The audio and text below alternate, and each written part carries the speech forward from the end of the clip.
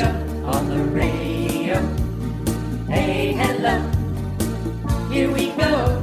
I don't know a better show, Space Croutons 4.0. We race through space and time, transportals and worlds that rhyme. Our stories just hit the spot. Don't tune in late, you'll miss the plot. Well, hello, here we go. Have you heard about a good time show on the radio? So to and fro, here we go. I don't know a better show, Space Croutons 4.0. Join us on our starship cruise while we endeavor to amuse. In each and every episode, we stream across the great cosmos. Well, hello, here we go. Have you heard about a good time show on the radio? Look out below, here we go. I don't know what better show, Space Croutons 4.0. So check us out for Store and All. This season brought forth the new space the earth leaves on. Oh, where's Space Croutons 4.0? Streaming through the stars in a great big foursome, 4x4. Hello. Have you ever wondered what is the real story behind the invention of photography? Who is responsible for the historical documentation that exists today? Are we all just pawns in this game we call life? Why does a round pizza come in a square box? For the answers to some of the most important questions of our day, please stay tuned for the 100th episode of Space Croutons.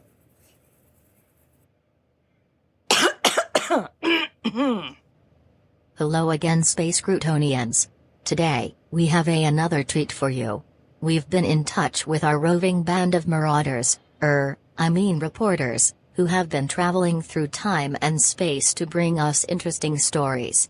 Kinda sounds like the introductions for a Star Trek episode, doesn't it? Well, anyway, our story today may shine some light onto the origins of a pretty commonplace tool that we've all come to rely on daily. Gone are the days of transporting boxes of equipment, cables and lighting so that we can capture a photo of a stern-looking army general on horseback. I myself am blessed with the ability to instantly capture video images of almost anything that happens within our galaxy. Even Curdy possesses, as I'm sure most of our listeners do, the ability to capture and distribute video at a moment's notice. And speaking of my sidekick, here he comes now. Everyone, please welcome the other half of our dynamic duo, Curdy Clammerwood. Thank you, Sally. It's great to join you and our listeners for another episode of Space Croutons. Did I hear someone say this is our 100th episode? My, it seems like just yesterday that we signed on for the very first episode. Yes, Curdy, it's been quite a few dog years since that episode aired. And I am remiss for not mentioning your dad, who always seems to be with us, at least in spirit, and quotations. Well, he did say something about our show and the success we've had. And what was that, Curdy? He said, "You can't make a purse out of a sow's ear, but get me a cold beer and let me see what I can make of it." Meaning? Obviously, Sally, it relates to the quality of our guests and the stories we've uncovered over the past 99 episodes, and also that he likes beer. We have had some very interesting stories. Tell me, Curdy, do you have any dad stories for us today? As a matter of fact, I do. Now, this is a true story, and stop me if you've heard it before. When I was a lad of 8 or 9, I went on a train ride with my dad. I'm not sure where we were headed, but that's not important. Well, we were rolling along, enjoying the ride, the scenery, the refreshments, and I noticed a clicking sound. It appeared to be coming from underneath our car. So I asked my dad what it was. Well, my dad listened for a moment and then stared straight into my eyes. And in the most serious voice I've ever heard, he said, "Well, think about it.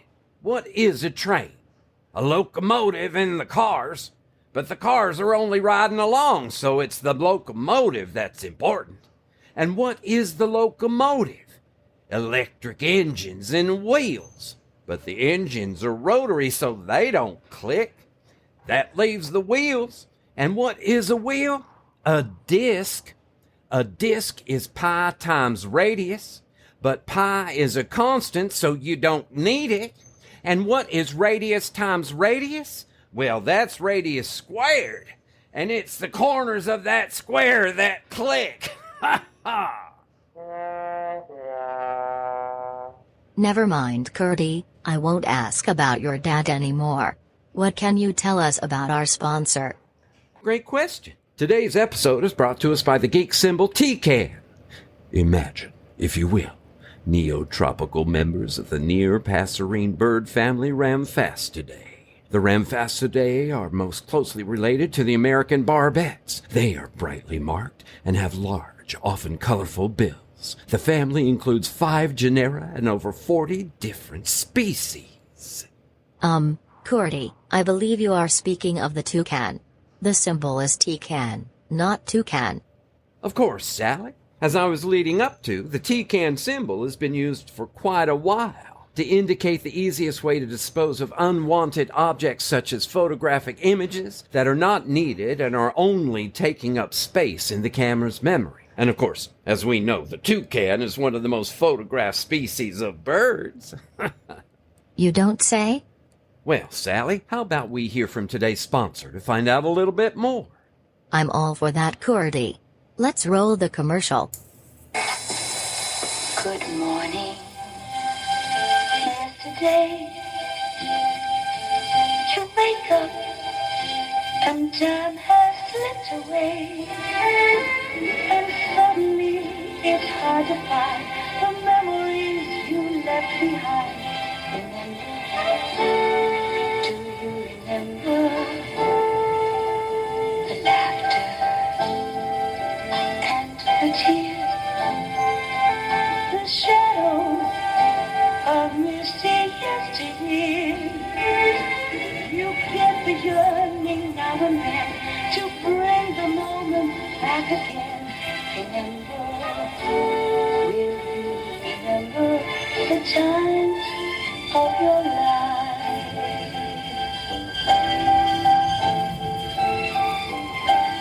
Kodak film for the times of your life. That was beautiful, Sally. Just beautiful. Why, Curdy, I believe we may have hit a sentimental nerve ending. Did the commercial bring back fond memories? As a matter of fact, Sally, it did. It brings to mind some of the most beautiful things my dad ever said. What kind of things? Well, for instance, do you know what cameras polar bears like? What cameras do polar bears like? Why, Polaroids, of course. And what's the difference between a large pepperoni pizza and a struggling photographer? I've no idea, Curdy. Well, a large pizza can feed a family of 4.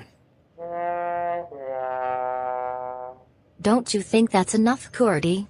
If you say so, Sally. Say, do you know why it's hard to find any good photography jokes?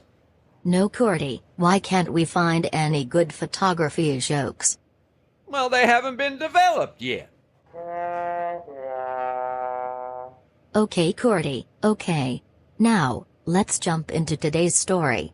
Coming to us today is someone that you may not have heard of before, but you're certain to remember after today.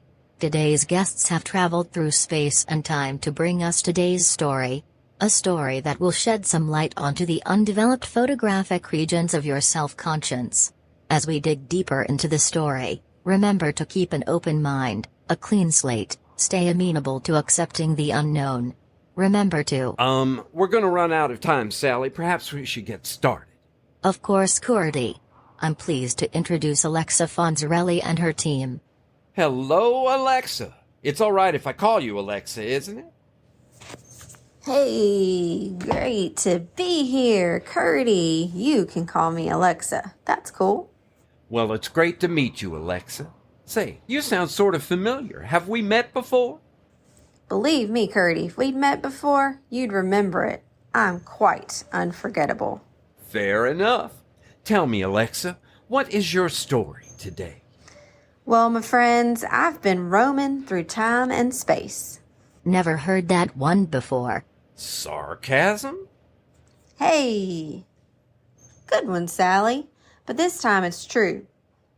As I was saying, we've been traveling all over with one thing in mind. And of course, it has been on my mind for quite some time now.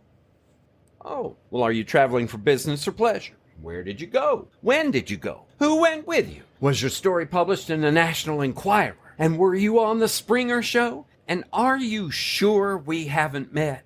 Hey! Hold on to your croutons there, salad boy. As my pappy said, all good things come to those who wait. Bad things refuse to leave. My friends and I have traveled throughout time to observe and document mysterious things that have occurred here on planet Earth. One of the first things we checked out was the Great Pyramids and Cleopatra. Let me introduce you to my friend Ricky. Ricky and I have been friends for quite some time, enjoying many happy days together. Thank you, Fonz. Nice to meet you, Ricky. Say, did you just call her Fonz? Just a nickname, Curdy. It's great to meet you. Now let me tell you about the pyramids and Cleopatra. First off, Cleo was very insightful and intelligent. She was never convinced that the pyramids were built by extraterrestrial beings. Well, do you know how they were built? Don't get ahead of yourself there. It's pretty simple, Curdy. And remember, the purpose of our visit is to document these mysteries so that we can learn more about our history. Document? How? Why, Curdy, we videotaped and captured many photos. Well, did you interact with Cleopatra and others? Hey, we always observe the Prime Directive. The Prime Directive? Leave no trace. It was quite easy using our advanced cloaking capabilities to remain unobserved. I'm sure you're familiar with the theories of alien construction, star alignment, and the vast treasures of pharaohs. All these and more will be addressed in our upcoming docu-series. But I can give you one very interesting tidbit. And that is? Do you know how many sides a pyramid has? Well, the obvious answer is 4, but this sounds like a trick question. Well, Curdy, the Great Pyramid of Cheops actually has 8 sides. Each side of the pyramid has a slight concavity along the center, aligned perfectly with the 4 cardinal points. This concavity divides each side in half and is executed with extraordinary degree of precision. The feature can only be noticed from the air and only at certain times of the day. In fact, it was discovered by accident in 1940 when a British Air Force pilot was flying over the pyramid. He happened to notice the concavity and captured it in a now famous photo. So how did the Egyptians build it? There are many theories about who built the pyramids and when, from aliens, Atlanteans, or the ancients who had advanced technology now lost. And until now, very few answers existed. So you're not going to tell us? Gotta watch the show, Curdy. Oh, okay. Well, who do you have next for us, Alexa? Curdy, I'd like to bring in my friend Ralphina. We've been friends since grade school and have shared many a happy day together. Well, hello, Ralphina. Hiya, Curdy. And what tidbit do you have for us today? Crop circles. Crop circles? Yep, Curdy, crop circles. You know, patterns stamped in fields. They're treated as a lens through which the initiated could witness the activity of earth energies and ancient spirits. The anguish of Mother Earth in the face of impending ecological doom, and evidence of secret weapons testing and, of course, aliens. Today, One of the more vigorously promoted ideas is that they are actually messages buried in complex numerological codes concerning a great change connected to the pre-Columbian Mayan calendar and set to occur in 2012. And today you have more info. Are they real? Oh, very real, Curdy. Very real indeed. We've been able to establish without a shadow of a doubt the origins of crop circles and their true meanings. Well, how did you do that? We simply went back in time and set up cameras where the crop circles were due to appear. We waited patiently, and what do you know? We were able to document the actual creation of many crop circles. The documentation allows us to fully decode hidden meanings and predict with unbelievable precision when the next message will appear. Really? Well, when will that be? The details. Are in the show. Precisely. I can tell you one thing, however. What's that? You'll never look at crop circles the same way again. Well, it certainly seems like we have more questions than answers, doesn't it, Sally? To paraphrase John Paul Jones, we've only just begun. Wasn't that the Carpenters? Never mind. Next up, Curdy, I'd like to bring in my good friend and former classmate, Pansy. Pansy and I have been friends for as long as I can remember. We've shared many happy days. Aw, thanks, Fonz. It's always great to share adventures with you, and in this case, with the listening audience today. Oh, it's great to finally meet you, Curdy. And I've heard so much about you, Sally. Well, I can't tell you what an honor it is to meet you both. The pleasure is all ours, Pansy. What do you have for us today? Yeah. What story have you been investigating? Well, it's one that I think you and your listeners are quite familiar with. Our story starts in a small town in New Mexico. Was it an ancient civilization? Well, kinda, but our story begins in 1947. But weren't cameras readily accessible in 1947? Accessible, yes, but were they as universally available? And more importantly, in various discoveries, the lack of photographic evidence can be a telltale clue in itself. I see. So tell us, what happened in New Mexico in 1947? If you remember your history, Curdy, the U.S. was fresh out of World War II, and the U.S. and other countries were in the grips of a flying saucer craze. There was talk of extraterrestrials, sightings, and even a few alien abductions here and there. I seem to remember something about that. Well, there was a rancher, we'll call him Mac, outside of Roswell, New Mexico, that found some interesting wreckage on his ranch. The wreckage included tin foil, rubber strips, and sticks. It was certainly something that he'd never seen before. After some time, he called the local sheriff, who in turn contacted the government, well, more specifically, the commander of the Roswell Army Airfield. And do you know what they told him? That it was a prank? No, Curdy. The official position was that it was an alien saucer wreckage. The government came out to the ranch and cleaned up all the debris, hauling it off to what some people later referred to as Area 51. The story made all the papers. Roswell was famous. Wait, I thought the official story was that the wreckage was from a weather balloon. That's right. The, and I'm air quoting here, people, official story, end air quote, changed. The wreckage went from being an alien saucer to a mundane weather balloon. The government denied everything. And what about the alien bodies that were recovered? Didn't happen. But you know what did happen? Area 51 sprung up almost overnight. That's what happened. And you've got... Documentation, Curdy. We have photographic evidence of the wreckage, the cleanup, and I'm air quoting once again here, people, cover up, end air quote. So there was a cover-up? It was in the best interest of the country. What would be gained from telling the truth? It would almost certainly cause widespread panic and chaos. Sure. So we did what all industrialized nations would do. We controlled the message. From that point on, it was only a weather balloon and there was nothing to see here. So, the truth will come out during your docu-series. That and more. So, Alexa, is there anything else you could tell us? There is one other tidbit of information that we can give you today.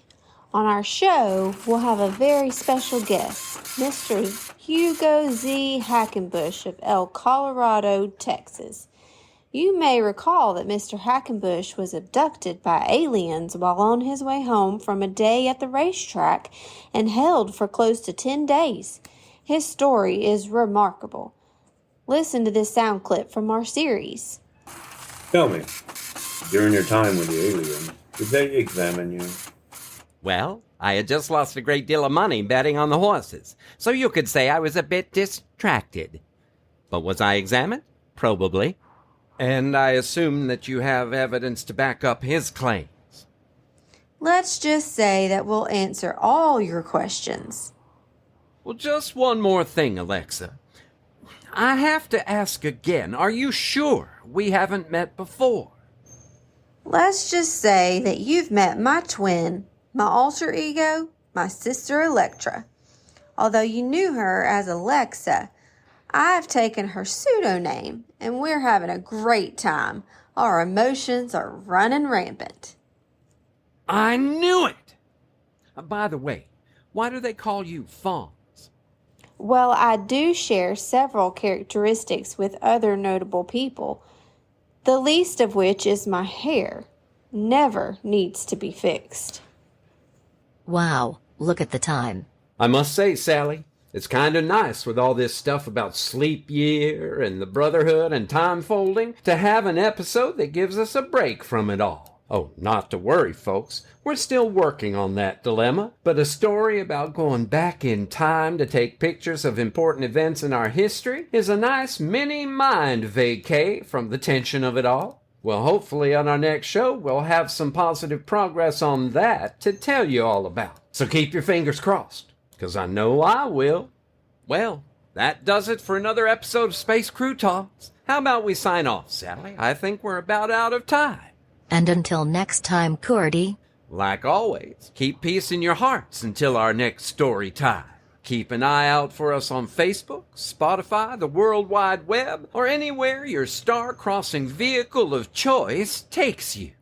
Join us on our starship cruise while we endeavor to amuse. In each and every episode, we stream across the great cosmos. Well, hello, here we go. Have you heard about a good time show on the radio? Look out below. Here we go. I don't know what that is. Show Space Crew Talks 4.0. So check us out for Score and All. This season brought forth the new spacey earthing song. Oh, where's Space Crew Talks 4.0? Streaming through the stars in a great big four-star 4x4. Now you know, here we go. Tell the world about a good time show on the radio. So join the flow. Here we go. I don't know a better show. We're Space Crew Talks. We're Space Crew Talks. We're Space Crew Talks 4.0.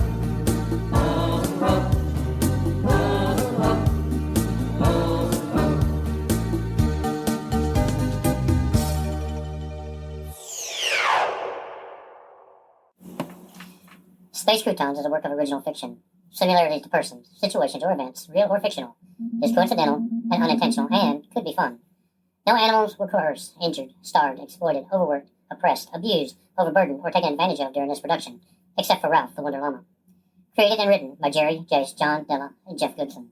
Episode story by John. Production by John. Featuring the voice talents of John, Jeff, Amanda, Della, Shelby, Patsy, and Sally. Entire work copyright 2021 by Jeff, John, Jerry, Della, and Jace Goodson. This has been a Good Witch audio production.